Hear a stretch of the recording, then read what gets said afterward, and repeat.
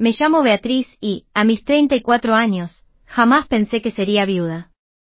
Hace 3 meses perdí a Adrián, mi esposo durante 11 años, por culpa de un aneurisma repentino. Pocos días después de su funeral, apenas con fuerzas, me obligué a ir al primer cumpleaños de mi sobrino Lucas.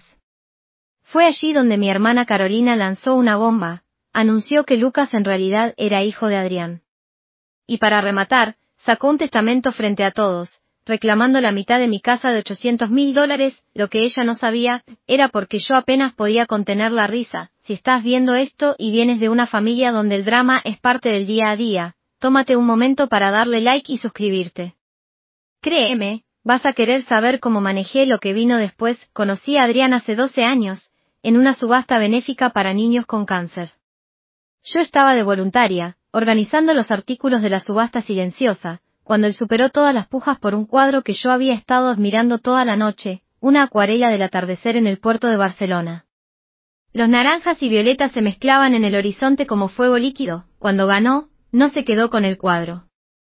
Caminó directo hacia mí, me lo entregó y dijo con una sonrisa que le arrugaba los ojos azules en las comisuras: vi cómo mirabas esto toda la noche. Creo que debería estar contigo. Ese era Adrián, atento, observador y generoso hasta el extremo. Caí perdidamente enamorada.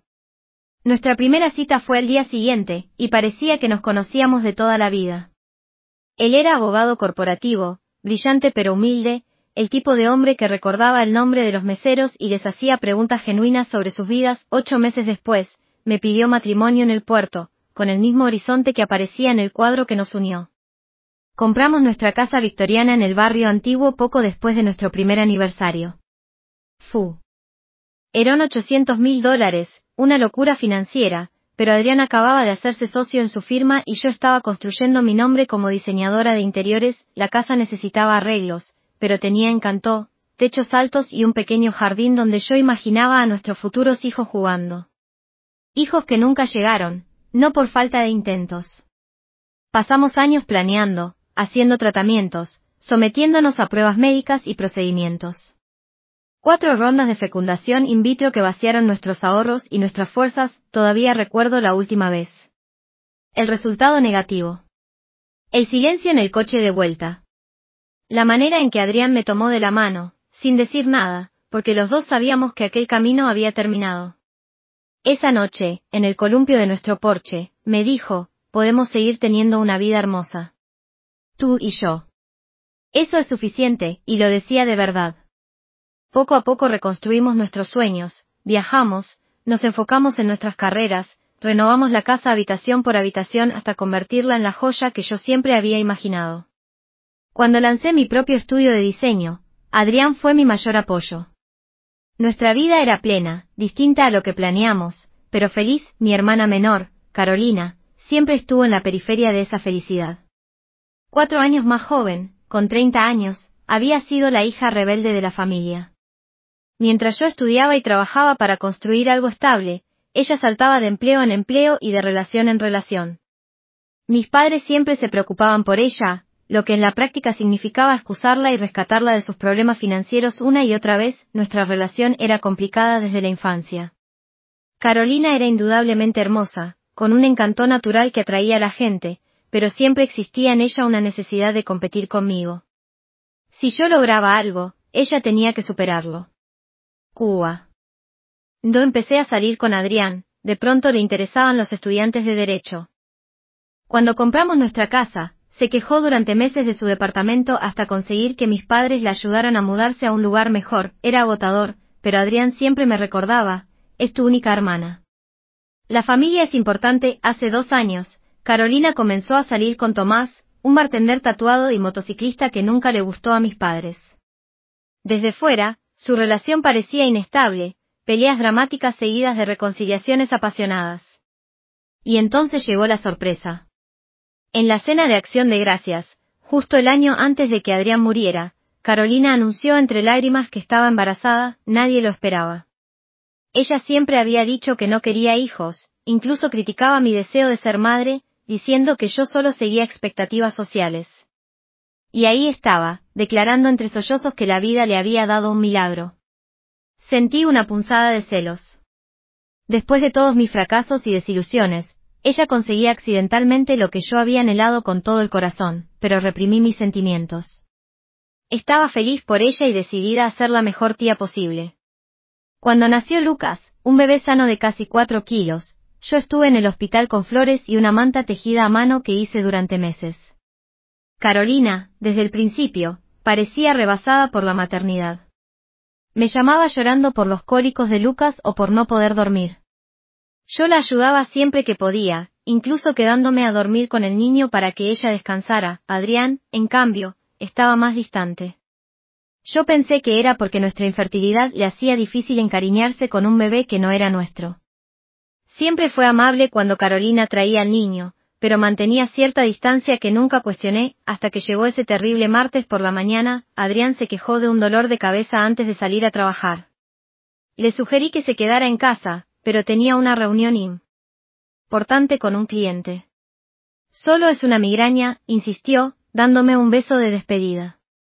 Te llamo después de la reunión. Esa llamada nunca llegó. En su lugar, recibí una del hospital. Cuando llegué, ya era demasiado tarde. Aneurisma cerebral, me dijeron. No había nada que hacer. Tenía apenas 36 años. Los días siguientes pasaron en una niebla de trámites y dolor. Carolina, curiosamente, estuvo ausente la mayor parte del tiempo, mandando mensajes diciendo que Lucas estaba enfermo o que no encontraba niñera. Cuando apareció en el funeral, se quedó solo un momento, apartada, y se marchó antes de la recepción. Yo estaba demasiado aturdida por la pena como para darle vueltas. Una semana después de despedir a Adrián, llegó el primer cumpleaños de Lucas. Lo último que quería era ir a una fiesta infantil, pero las obligaciones familiares me empujaban. Adrián querría que fueras, insistía mi madre en una de sus llamadas diarias. Él siempre decía, la familia es primero, así que allí estaba yo, conduciendo hasta la pequeña casa de alquiler de Carolina, en un barrio poco deseado. En el asiento del copiloto llevaba un regalo envuelto, y bajo mis ojos, unas ojeras imposibles de cubrir con maquillaje. No había dormido casi nada desde que Adrián murió, pasaba las noches mirando su lado vacío de la cama, buscando un calor que ya no estaba. Me estacioné detrás de una fila de coches y respiré hondo varias veces antes de tomar el regalo y dirigirme a la puerta. Nadie debería fingir felicidad tan poco tiempo después de perder a su esposo, pensé. Pero me obligué a sonreír y toqué el timbre. Abrió Jimena, una amiga de mi hermana. Sus ojos se abrieron apenas al verme. Oh, Beatriz, viniste, dijo con una voz extrañamente tensa. Echó un vistazo por encima de su hombro antes de hacerse a un lado. Pasa. Todos están en el patio. La casa estaba decorada con globos azules y serpent. A Inés. Un gran cartel que decía feliz primer cumpleaños. Lucas cubría la pared de la sala. Noté a varias personas que no conocía, agrupadas en la cocina, murmurando. Se callaron al pasar yo. Siguiéndome con la mirada, en el patio trasero, más invitados conversaban en pequeños grupos, vasos de plástico en la mano. Vi a mis padres sentados incómodos en una mesa de picnic. Mi padre se levantó al verme, con un alivio evidente en su rostro. Beatriz, dijo, abrazándome. No estábamos seguros de que vendrías. Claro que vine, respondí, dejando el regalo en la mesa destinada para ellos. ¿Dónde está el cumpleañero? Con Carolina, dijo mi madre, evitando mis ojos. Deben salir pronto para el pastel. Me moví torpemente entre los invitados, recibiendo condolencias y esquivando preguntas sobre cómo me estaba recuperando. Todos parecían tensos, las conversaciones se interrumpían en seco cuando me acercaba. Yo lo atribuía a que nadie sabía cómo comportarse frente a una viuda reciente. Tras 30 incómodos minutos, Carolina salió con Lucas en brazos. Llevaba un vestido nuevo que nunca le había visto y el cabello recién iluminado. Lucas estaba adorable con una camisita y un moño, sus piernitas gorditas pataleando de emoción con tanta atención. Carolina apenas me miró al sentarlo en su sillita. Se la veía radiante, casi eufórica, moviéndose por el patio con una seguridad inusual. Golpeó un vaso de plástico con una cuchara para llamar la atención. Gracias a todos por venir a celebrar este día tan especial para Lucas, comenzó, su voz clara sobre el murmullo del patio. Este último año ha estado lleno de sorpresas y desafíos, como muchos de ustedes saben. Los invitados se miraron entre sí. Mi madre bajó la vista hacia sus zapatos. He estado guardando un secreto, continuó Carolina, posando una mano sobre la cabeza de Lucas. Un secreto que ya no puedo ocultar, especialmente después de los últimos acontecimientos. Un escalofrío me recorrió la espalda. Algo iba muy mal. Lucas no es hijo de Tomás, anunció, sus ojos encontrando los míos al otro lado del jardín. Es hijo de Adrián. El mundo pareció detenerse. Escuché los jadeos a mi alrededor, sentí a mi padre ponerse rígido a mi lado, pero todo era ruido de fondo frente al zumbido en mis oídos. El esposo de Beatriz y yo tuvimos una breve aventura hace 2 años, prosiguió Carolina, con voz firme, como ensayada. Fue un error, un momento de debilidad para ambos. Nunca quisimos hacer daño, pero estas cosas suceden. Me quedé inmóvil, incapaz de procesar lo que oía. Mi hermana aseguraba que había estado con mi marido. Que su hijo, mi sobrino al que yo había cuidado con tanto cariño, era en realidad hijo de Adrián. Era tan absurdo que estuve a punto de reírme a carcajadas, pero Carolina no había terminado. Sacó de su bolso un documento doblado. Adrián sabía la verdad sobre Lucas, dijo, alzando el papel. Antes de morir, actualizó su testamento. Quería que su hijo estuviera protegido. Este documento establece que la mitad de la casa que Adrián y Beatriz compartían debe pasar a Lucas. Como su hijo biológico, todas las miradas se volvieron hacia mí. Pude ver la lástima, la morbosa curiosidad, la incomodidad. Mis padres tenían el rostro desencajado. Mi padre se medio incorporaba, como sin saber si intervenir, y entonces, para sorpresa de todos, incluida la mía, sentí como una sonrisa se dibujaba en mis labios. No una sonrisa feliz, sino la que nace cuando algo es tan descaradamente falso, que se vuelve casi cómico. Presioné mis labios, intentando contener la risa inadecuada que me hervía por dentro. Ah, ya veo, dije finalmente, con voz tranquila y pareja. Tomé un sorbo de agua para darme tiempo y sofocar las ganas de reírme en la cara de mi hermana. ¿Puedo ver ese testamento, Carolina? Su expresión segura vaciló un instante. Claramente no esperaba esa reacción. Lentamente, se acercó y me entregó el documento, una hoja mecanografiada con lo que parecía ser la firma de Adrián al final. Lo revisé en segundos y las inconsistencias saltaron a la vista. El lenguaje formal estaba mal redactado, nada parecido a los documentos legales que había visto de Adrián. Y la firma, aunque parecida, era evidentemente falsa. El trazo entre la A y la D estaba equivocado y el remate final era demasiado exagerado. Doblé con cuidado el papel y se lo devolví. Gracias por compartir esto conmigo. Creo que necesito irme ahora, ¿eso es todo?, preguntó Carolina, confundida. ¿No vas a decir nada más? No ahora, respondí con calma, recogiendo mi bolso. Hoy es el día de Lucas. Podemos hablar de esto en privado más tarde. Me despedí de mis padres, aún atónitos, prometiendo llamarlos pronto. Al caminar hacia mi coche, escuchaba los murmullos tras de mí. La atmósfera de fiesta se había derrumbado. Una vez dentro, fuera de la vista de todos, dejé escapar por fin la carcajada que había estado conteniendo. Primero fue una risa suave, y luego creció hasta convertirse en un llanto entremezclado con lágrimas. No eran lágrimas de felicidad, sino una mezcla extraña de dolor, rabia y una incredulidad absoluta ante la audacia de mi hermana. Porque había algo que Carolina no sabía. Algo que Adrián y yo jamás compartimos con nadie. Algo que hacía que su elaborada mentira no solo fuera cruel, sino imposible. La verdad comenzó 3 años antes, mucho antes de que Lucas fuera concebido. Habíamos invitado a mi hermana a cenar para celebrar su nuevo empleo en una firma de marketing, el más estable que había tenido hasta entonces. Adrián preparó su famosa lasaña y descorchamos un buen vino.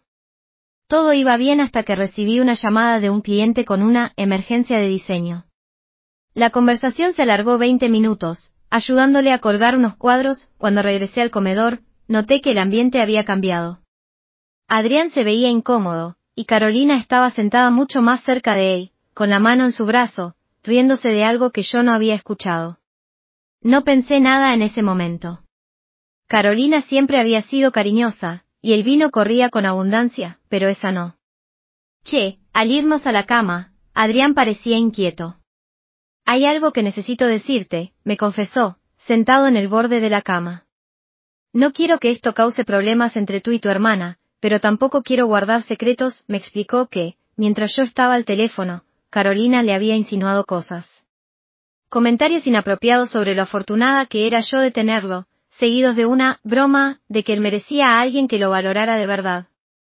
Cuando la rechazó, ella se rió diciendo que yo era demasiado sensible si pensaba que hablaba en serio. Me dolió, pero no me sorprendió del todo.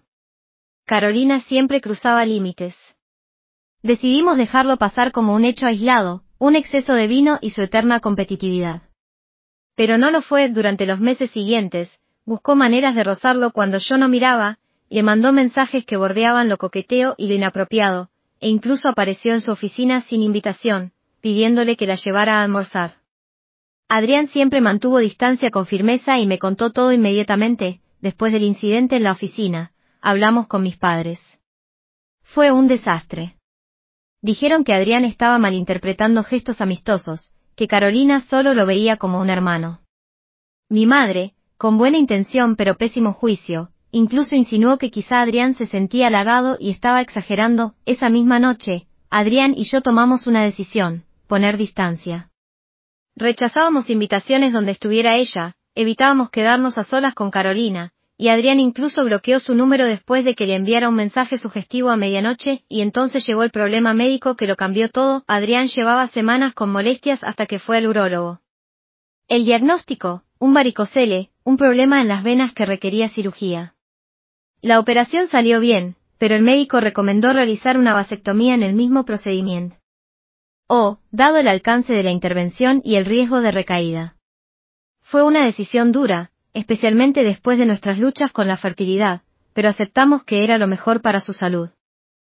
La vasectomía se realizó 2 años antes de que Luca fuera concebido. Guardamos esa información como nuestro secreto más íntimo. Ni siquiera nuestros padres lo supieron. Después de tantos años de preguntas invasivas sobre por qué no teníamos hijos, aprendimos a proteger nuestra privacidad. Los únicos que lo sabían eran Adrián, yo, y sus médicos. Mientras se recuperaba, Adrián me advirtió con una seriedad que me pareció exagerada en ese momento: Carolina no ha terminado. Tengo el presentimiento de que un día intentará algo más grave. Yo me reí, pero él hablaba en serio. La semana siguiente, pidió cita con nuestro abogado de confianza, Jaime Wilson. Yo lo acompañé, escuchando cómo Adrián detallaba la conducta de mi hermana y su reciente cirugía. Jaime nos recomendó documentar todo: los avances no deseados, los informes médicos de la vasectomía, incluso los mensajes y correos de Carolina. Nunca se sabe qué pueda ser útil, nos dijo. Mejor tener pruebas y no necesitarlas, que necesitarlas y no tenerlas. Seguimos su consejo. Creamos un archivo con todo lo relacionado con la situación. Adrián también actualizó su testamento de forma oficial, asegurando que todo me quedaría a mí. Jaime guardó copias, y los originales fueron a una caja de seguridad en el banco. Por si acaso, bromeó Adrián ese día, cerrando la caja: aunque espero estar aquí para lidiar con el drama de Carolina por al menos 50 años más. La mañana después del cumpleaños de Lucas, fui directo al banco. El gerente, que nos conocía desde hacía años, me dio el pésame mientras me acompañaba a la bóveda.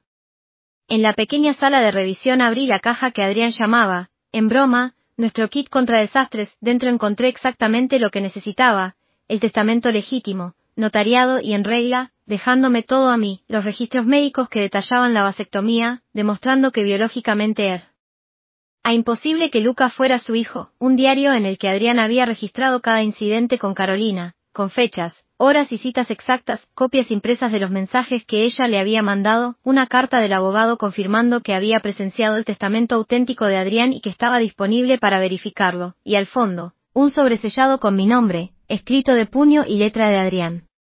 Con manos temblorosas lo abrí: mi querida Beatriz, si estás leyendo esto, es porque algo me ha pasado y has tenido que acceder a estos documentos. Espero que sea dentro de muchos años, cuando seamos viejos y encanecidos, y las locuras de Carolina sean solo un recuerdo que nos haga reír. Pero si no, si lo peor ha sucedido y ella intenta hacerte daño en mi ausencia, por favor recuerda que traté de prepararlo todo. Usa estos documentos para protegerte. Sé cuánto valoras a tu familia, lo leal que eres a los que amas. Pero mereces estar a salvo de quienes se aprovecharían de ese hermoso corazón tuyo. Te amo más allá de las palabras, más allá del tiempo. Pase lo que pase, recuerda eso. Adrián.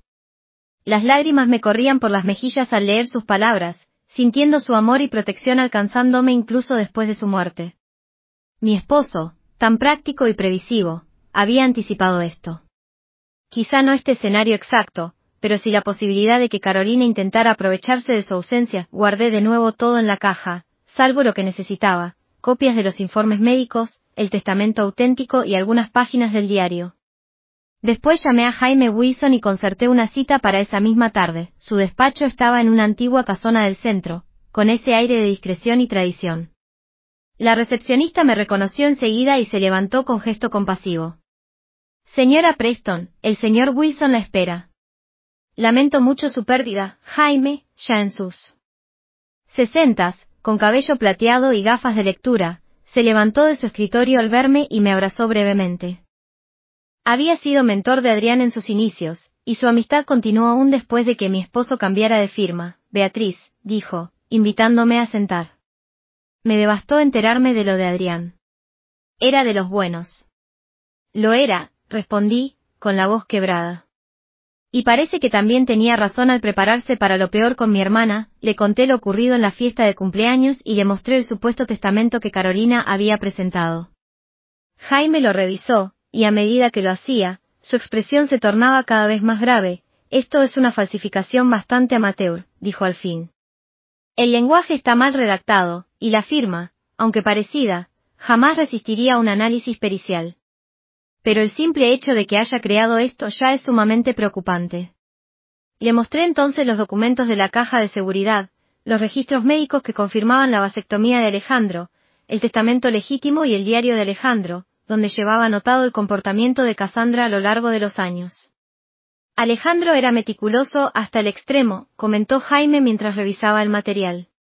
Estos registros médicos por sí solos desmontan su versión sobre la paternidad de Lucas. La operación se realizó 2 años antes de que el niño fuera concebido. Es biológicamente imposible que Alejandro sea el padre. ¿Qué debo hacer?, pregunté. No quiero humillarla públicamente, pero tampoco puedo dejar que se quede con la mitad de nuestra casa basándose en una mentira. Jaime se recostó en su silla, pensativo. Lo primero es obtener más información. Te recomiendo contratar a un investigador privado que indague sobre la situación actual de Cassandra. Detrás de un fraude así casi siempre hay una motivación económica fuerte.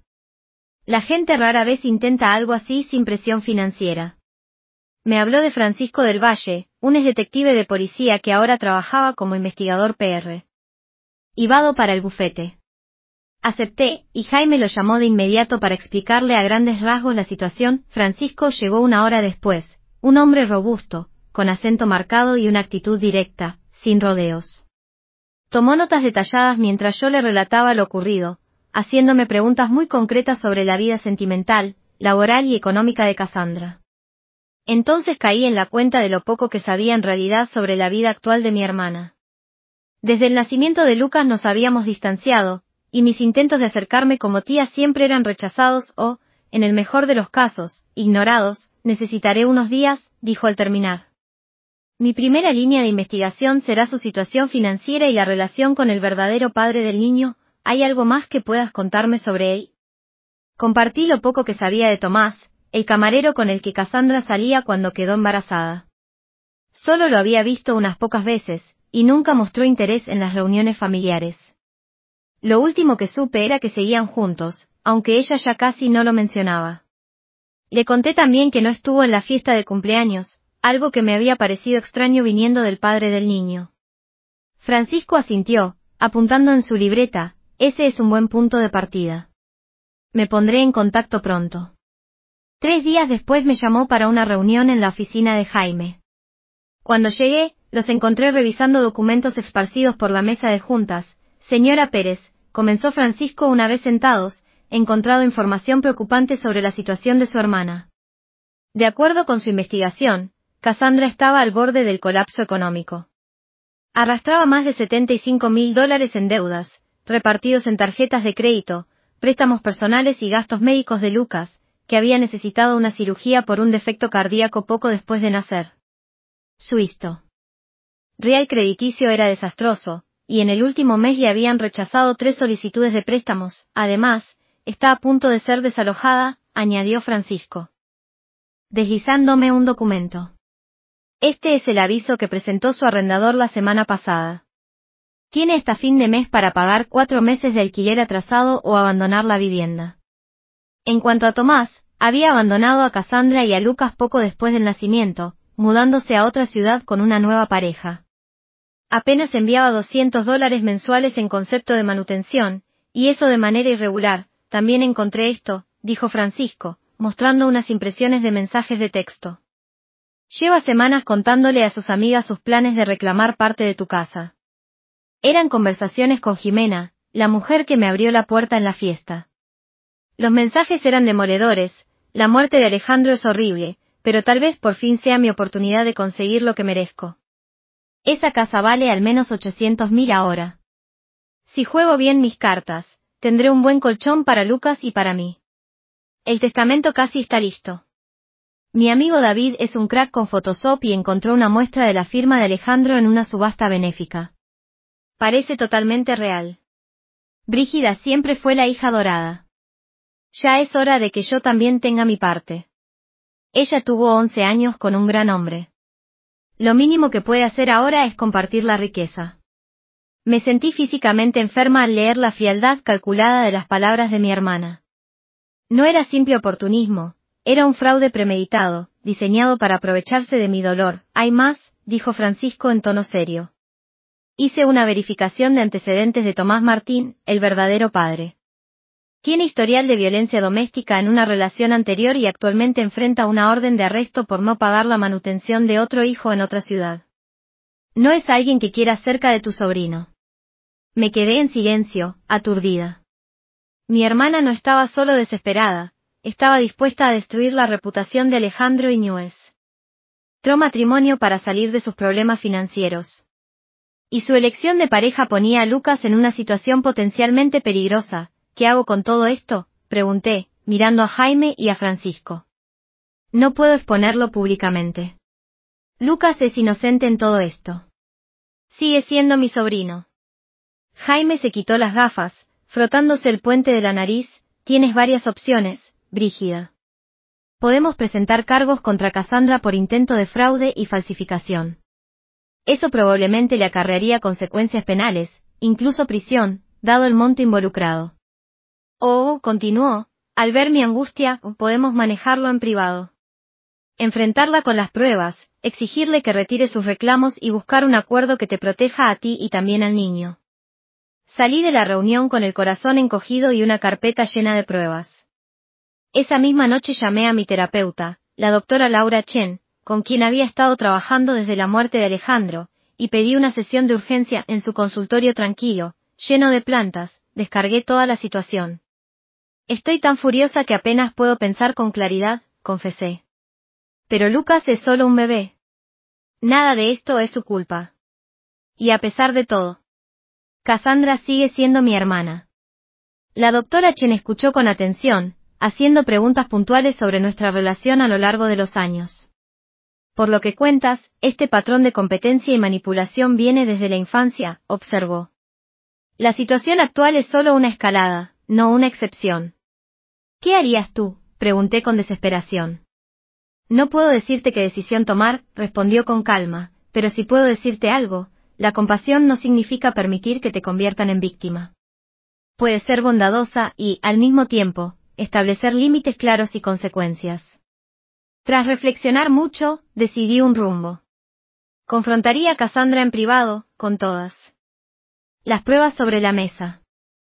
Ofreciéndole una elección, enfrentar las posibles consecuencias legales de su fraude, o aceptar un compromiso que garantizara el bienestar de Lucas mientras exigía responsabilidad de su parte. Al día siguiente la llamé. Tenemos que hablar sobre el testamento, le dije cuando contestó. Puedes venir mañana por la tarde a mi casa.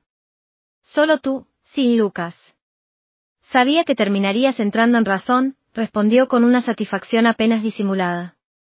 Estaré allí a las 2. Pasé la mañana preparando su visita, organizando los documentos en orden lógico, por consejo de Jaime, instalando grabadoras. Recuerda que en este estado la ley exige el consentimiento de ambas partes para grabar, me había advertido. No puedes hacerlo en secreto, pero puedes pedirle permiso al inicio y plantearlo como una forma de que ambas tengan constancia del acuerdo. Puntualmente, a las 2 de la tarde, sonó el timbre. Respiré hondo antes de abrir la puerta. Cassandra estaba impecable, con ropa nueva y una confianza evidente en su postura. «Pasa», le dije, guiándola al salón, donde había dispuesto 2 sillas frente a frente, con una mesa entre nosotras, un grabador, vasos de agua y una carpeta con documentos. «Espero que no te importe si grabamos esta conversación. Dada la naturaleza legal de lo que estamos tratando, me parece lo más sensato». Cassandra dudó apenas un instante antes de asentir. «Claro, lo que te haga sentir cómoda. Aunque creo que esto es bastante simple. El testamento habla por sí mismo». Encendí la grabadora, declaré la fecha y la hora, y confirmé el consentimiento de Cassandra. Luego me recosté en la silla, estudiando su rostro. «Antes de hablar del testamento, quiero entender exactamente qué es lo que afirmas que pasó entre tú y Alejandro». Cassandra comenzó entonces un relato perfectamente ensayado sobre un supuesto romance ocurrido 2 años atrás. Según su versi. Ella y Alejandro habían conectado en un momento en que nuestro matrimonio atravesaba una crisis, algo que nunca ocurrió. Aseguraba que se vieron varias veces en un hotel del centro, que Alejandro le confesó sentirse infeliz conmigo y que Lucas había sido concebido en esos encuentros. «Él siempre quiso decírtelo», aseguró, con una mirada calculada de falsa sinceridad, pero cuando nació Lucas con aquella condición cardíaca, ella dijo que no quiso añadir más estrés a la situación. Aseguró que Adam le había prometido que siempre proveería para su hijo. Yo la escuché en silencio, sin interrumpir, notando las inconsistencias en su línea de tiempo y los detalles que no coincidían con lo que yo sabía de la agenda de Adam en ese periodo. Cuando terminó, comencé con mis preguntas. «¿En qué hotel se veían?», pregunté. «En el Mandarín Oriental», respondió con rapidez. «¿Y recuerdas el número de habitación?». Titubeó un instante. «Era en un piso alto». «No recuerdo el número exacto». «¿Qué días de la semana se encontraban?». «Martes, a veces jueves», seguí presionando. «Cuando él te decía que trabajaba hasta tarde, ¿qué pedía normalmente de servicio a la habitación?». «¿De qué lado de la cama dormía?». «¿Se duchaba antes o después?», detalles que solo alguien íntimo con Adam podría saber. Ella no supo responder. Cassandra empezó a mostrarse nerviosa, sus respuestas se volvían vagas y contradictorias. «¿Y por qué importa todo esto?». Estalló al fin. «El punto es que Lucas es hijo de Adam, y el testamento demuestra que él quería mantenerlo». «En realidad, no», dije con calma, abriendo la carpeta frente a mí. «Ambas afirmaciones son demostrablemente falsas». Puse los expedientes médicos sobre la mesa. 2 años antes de que Lucas fuera concebido, Adam se había sometido a una vasectomía después de una cirugía por un varicocele. El procedimiento había sido un éxito, confirmado por pruebas posteriores. Era físicamente imposible que él pudiera engendrar un hijo después de eso. El rostro de Cassandra perdió el color. Tomó los documentos médicos con las manos temblorosas, repasando el lenguaje clínico y las fechas. «Esto podría estar falsificado», murmuró débilmente. «No lo están», respondí. «Y el doctor de Adam está dispuesto a testificar sobre su autenticidad si es necesario». «Pero eso es solo el comienzo», saqué entonces el testamento legítimo, notariado y archivado correctamente en el tribunal. «Este es el testamento real de Adam, preparado por Jaime Wilson y atestiguado por 2 socios de su firma. Como puedes ver, me deja todo a mí». Sin una sola mención de Lucas, la confianza de Cassandra empezaba a desmoronarse, aunque intentó recomponerse. «Él debió cambiarlo después. El testamento que yo tengo es más reciente». «¿El que tienes?», dije en tono uniforme. «Es una falsificación. Y bastante mala, debo añadir». Jaime ya identificó múltiples inconsistencias legales en el lenguaje, y la firma es evidentemente falsa. Forjar un testamento es un delito grave en Massachusetts, penado con hasta 5 años de prisión. Seguí presentando las pruebas de forma meticulosa, el diario de Adam documentando los intentos inapropiados de Cassandra, los mensajes de texto entre ella y Juliana discutiendo el plan, y finalmente el informe de la investigación de Francisco que detallaba sus problemas financieros, la notificación de desalojo y el abandono de parte de Tomás. «Lo sabemos todo, Cassandra», dije mientras ella se quedaba en silencio, atónita. «La pregunta ahora es, ¿y qué pasará después?». Durante un largo momento no habló. «Y entonces», para mi sorpresa, empezó a llorar. No las lágrimas teatrales que yo le había visto usar para manipular a mis padres, sino sollozos profundos, desgarradores. No sabía qué más hacer, dijo al fin, entre jadeos. Me voy a quedar en la calle. Lucas y yo estaremos fuera de la casa en 2 semanas. Tomás nos dejó sin nada. Las facturas médicas no dejan de llegar. Pensé que si podía conseguir algo de dinero de la casa, así que decidiste destruir la reputación de Adam. Mi voz se endureció. Decirle a todos que me engañó. Falsificar documentos legales. Estaba desesperada. Gritó, su tristeza transformándose en furia. Tú lo tienes todo. Esta gran casa, un negocio exitoso, el respeto de todos. ¿Y yo qué tengo? Un bebé con una condición cardíaca, $75,000 en deudas y una orden de desalojo. Intenta tú tomar buenas decisiones en esa situación. Sus palabras quedaron suspendidas en el aire entre nosotras. La crudeza de su confesión, despojada de manipulaciones y mentiras, me alcanzó en algún lugar. No era perdón todavía, pero quizás sí un atisbo de comprensión. Entonces, Lucas es hijo de Tomás, ¿verdad? Pregunté con más suavidad. Ella asintió, secándose las lágrimas. Sí. Adam nunca me tocó. No de esa manera. Lo intenté con él hace años, pero siempre me rechazó de inmediato. Era insoportablemente leal a ti, ¿y el testamento? Mi amigo David me ayudó a fabricarlo. Él hace diseño gráfico y pensó que sería fácil falsificar una firma. Iba a usarlo para presionarte, para obligarte a darme dinero. Nunca imaginé que lo investigarías tan a fondo. Apagué la grabadora y me recosté en la silla, considerando mi siguiente paso.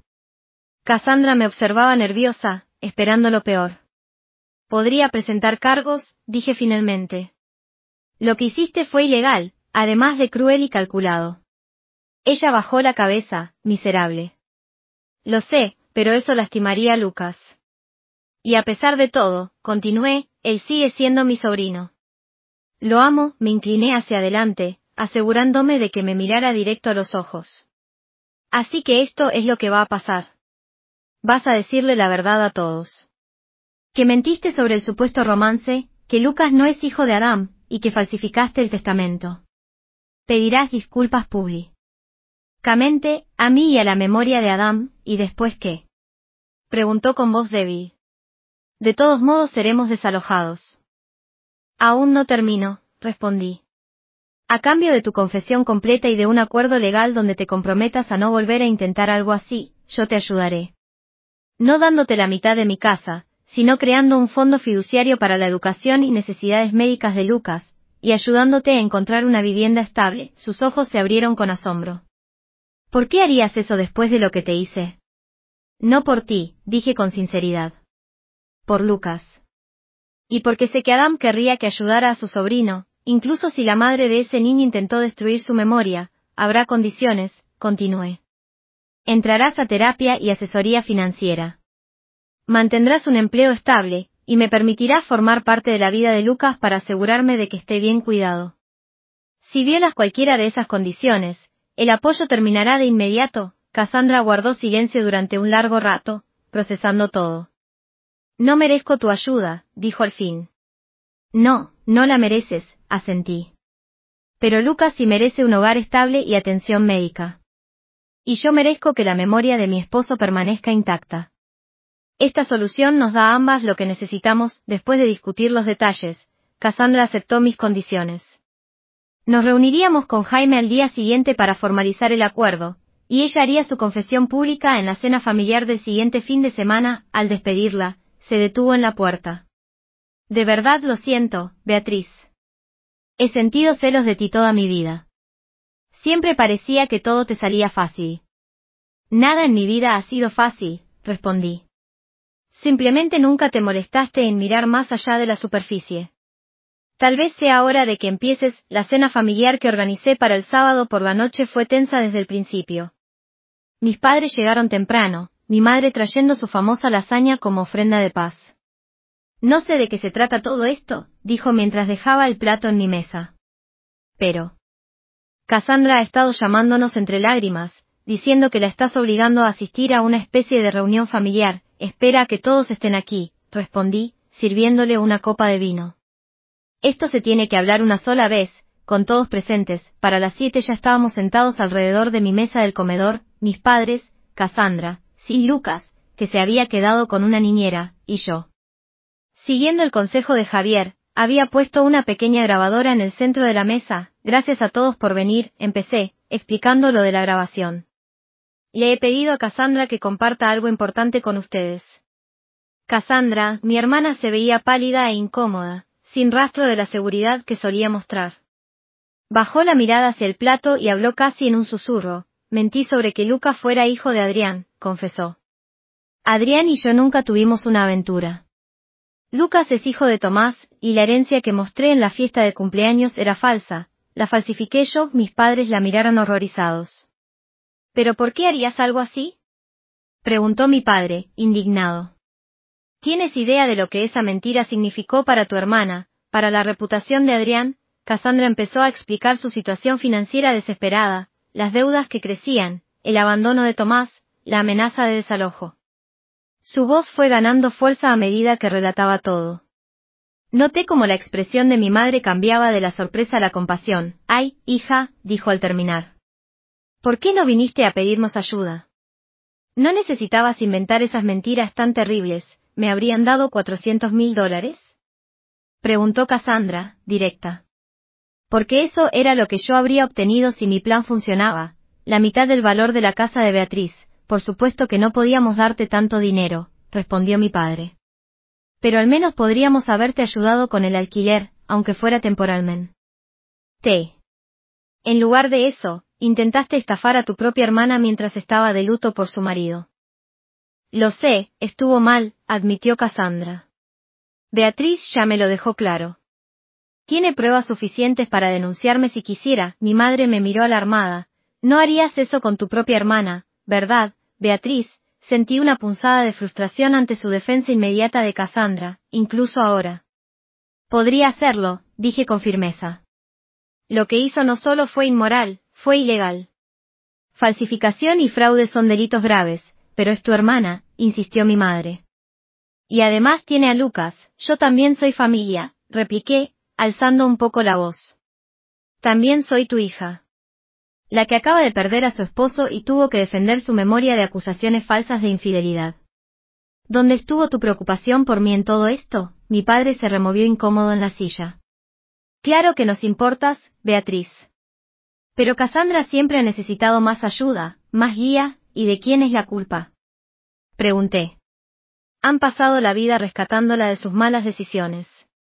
Tal vez, si alguna vez la hubieran dejado enfrentar consecuencias, no habría llegado hasta cometer delitos. Mi madre soltó un pequeño grito de sorpresa. Eso no es justo, Beatriz. Siempre las tratamos por igual. Cassandra negó con la cabeza. No, mamá.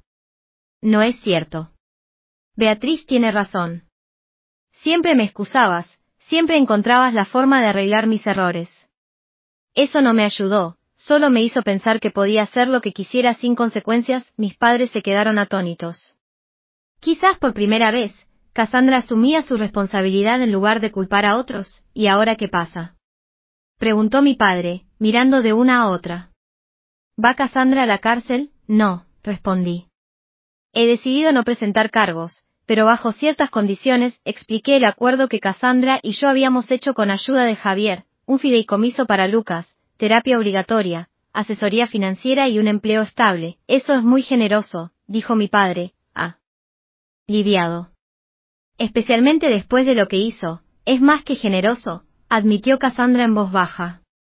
Es más de lo que merezco. Bueno, intervino mi madre, intentando sonreír. Entonces todo se está solucionando. Cassandra ha pedido perdón, Beatriz ayudará con Lucas y podremos dejar atrás este asunto tan feo. No es tan simple, mamá, le respondí con firmeza. Aquí se rompió la confianza. Sanar va a llevar tiempo, si es que llega a pasar. Y de ahora en adelante tienen que existir límites claros. ¿Qué tipo de límites?, preguntó ella, preocupada. Para empezar, necesito que dejen de cubrir a Cassandra. Nada de rescate financieros ni excusas. Tiene que aprender a sostenerse sola, con apoyo que no genere más dependencia. Mi padre asintió lentamente. Eso suena razonable, y también necesito que respeten que mi relación con Cassandra ya no será la misma. Estaré en la vida de Lucas porque lo quiero y quiero lo mejor para él, pero mi vínculo con ella no será cercano, al menos no por mucho tiempo. Mi madre se veía angustiada. Pero somos familia. Debemos mantenernos unidos, ahora más que nunca. Ser familia no significa tolerar abusos, mamá, dije suavemente. Lo que Cassandra hizo fue abusivo. Intentó aprovecharse de mi dolor para manipularme y sacar ventaja de mí en mi momento más vulnerable. Eso tiene consecuencias, incluso dentro de una familia. La cena terminó en silencio, mis padres asimilando esta nueva realidad. Al despedirse, mi padre me abrazó fuerte y me susurró, estoy orgulloso de ti, Beatriz. Adrián también lo estaría. Mi madre también me abrazó, aunque sus ojos estaban tristes, como si ya estuviera de luto por la familia idealizada que siempre había fingido tener. Cassandra fue la última en salir. Se detuvo en la puerta, vacilante.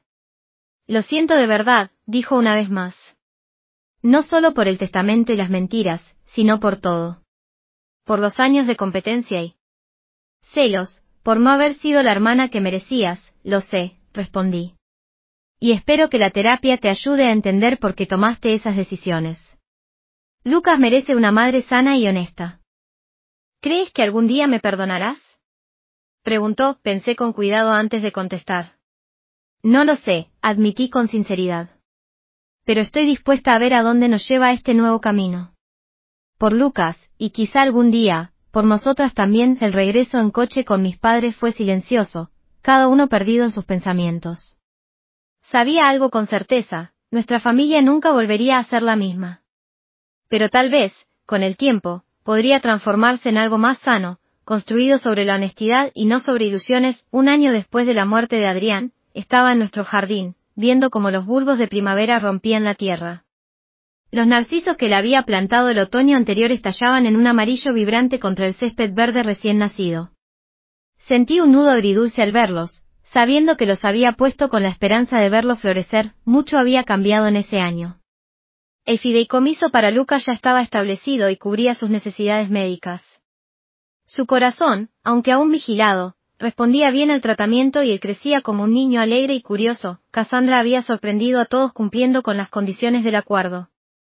6 meses de terapia le habían ayudado a reconocer patrones de su infancia, la necesidad constante de competir conmigo, la autodestrucción que marcaba tantas de sus decisiones. Había conseguido un trabajo estable como administradora en una clínica dental, con seguridad y beneficios. Nuestra relación seguía siendo formal, pero cordial. Veía a Lucas con regularidad, llevándolo al parque o al museo infantil. Cassandra y yo nunca fingimos ser cercanas, pero habíamos encontrado una manera de coexistir en paz por el bien de Lucas. Mis padres, al principio, lucharon con los nuevos límites que yo había establecido. Mi madre, sobre todo, encontraba muy difícil aceptar que sus 2 hijas no tendrían la relación unida que siempre había soñado. Pero, con el tiempo, también ellos se adaptaron, aprendiendo a apoyar a Cassandra sin caer en permitir su dependencia. En cuanto a mí, el grupo de apoyo para personas en duelo al que me uní poco después de la muerte de Adam se convirtió en un salvavidas. 12 desconocidos, unidos por la pérdida, se transformaron en amigos capaces de entenderme de una manera que ni siquiera mi familia más cercana podía. Nos reuníamos cada semana, compartiendo nuestro camino a través del dolor, celebrando pequeñas victorias y sosteniéndonos mutuamente en las inevitables recaídas. 3 meses después de la confrontación con Cassandra, fundé la Fundación Adam Preston de Educación Legal, destinada a otorgar becas a jóvenes de entornos humildes interesados en el derecho corporativo. Me daba propósito ver cómo el legado de Adam continuaba en la carrera de jóvenes idealistas que, de otra manera, quizás nunca habrían tenido la oportunidad de entrar en la profesión. Amigos de toda la vida también dieron un paso al frente de maneras que nunca hubiera imaginado. Los socios de Adam en el bufete me llamaban con frecuencia, invitándome a cenas y eventos, asegurándose de que no me aislara en mi dolor.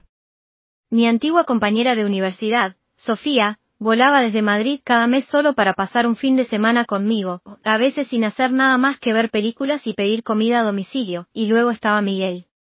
Lo conocí en una gala de recaudación de fondos para la fundación, 6 meses después de la muerte de Adam.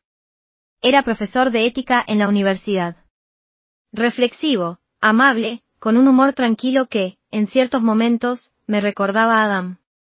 Empezamos siendo amigos, tomando café después de las reuniones de la fundación, y poco a poco pasamos a cenar juntos de vez en cuando.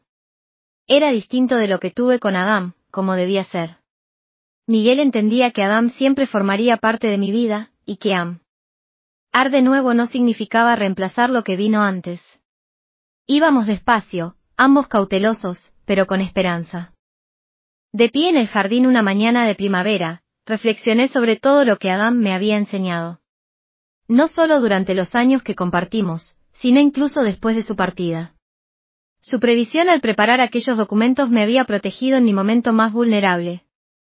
Sus notas personales habían validado mis experiencias con Cassandra cuando mis propios padres trataron de minimizarlas. Su amor seguía protegiéndome, incluso en su ausencia, aprendí lecciones muy duras en este camino. Que las relaciones familiares necesitan límites claros para mantenerse sanas.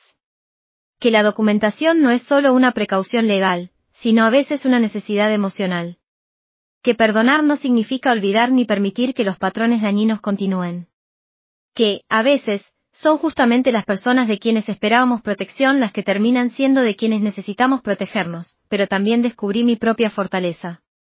Enfrenté la traición de Cassandra, navegué por la complejidad legal, tomé decisiones difíciles sobre cómo seguir adelante, todo mientras procesaba la pérdida devastadora de mi esposo. Encontré una manera de honrar la memoria de Adam al mismo tiempo que comenzaba a construir una nueva vida para mí. Los narcisos se mecían en la brisa primaveral, resistentes tras el largo invierno. Pensé que el duelo es como eso también, no es una línea recta, sino una sucesión de estaciones, cada una con sus retos y sus inesperadas bellezas. Yo ya no era la misma mujer de antes de la muerte de Adam. Antes de la traición de Cassandra. Era más fuerte en algunos aspectos, más cautelosa en otros, pero, en definitiva, más auténtica en cómo me relacionaba y en cómo ponía mis límites. A veces, las traiciones más dolorosas nos obligan a encontrar una fuerza que nunca imaginamos tener. Miré al jardín que Adam tanto había amado y susurré, tú no podías saber lo que pasaría después de tu partida. Pero, de algún modo, me preparaste para enfrentarlo. Y en ese sentido, tu amor aún me protege. Al volver hacia la casa, sentí una paz que hacía mucho no conocía. No porque el dolor se hubiera ido, nunca se va del todo, sino porque había encontrado la forma de cargarlo junto a la esperanza de un futuro.